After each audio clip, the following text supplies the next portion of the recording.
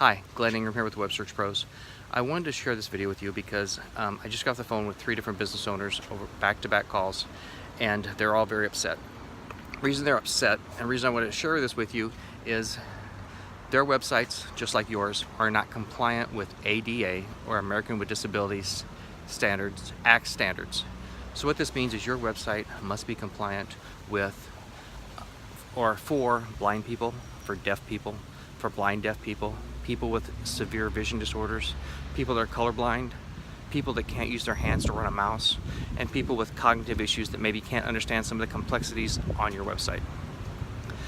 There are state and federal laws that apply to these. People are being sued. Last year there were 258, I believe, federal lawsuits. In the state of California there were over 4,000 Title III lawsuits. So what this means is you have to get your site compliant. You can do it now or you can do it later. Once you get sued in the state of California, you must pay the disabled person a minimum of $4,000, plus you have to pay their attorney fees, and then you'll have a window with which to get your site compliant.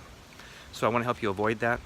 I'm also going to share a link with you. It appears as though there is a federal tax credit out there that will pay for half of this for you. But ask your CPA to verify that. I've asked a couple CPAs, and that's the perception that they have. Fill out the form here at our web accessibility page. We'll get back with you, kind of share with you some issues that are and problems with your site, and I'll show you what it would take to make your site compliant so you can avoid one of these lawsuits. Again, sorry for being the bearer of bad news. I hope this was helpful. We'll talk to you soon.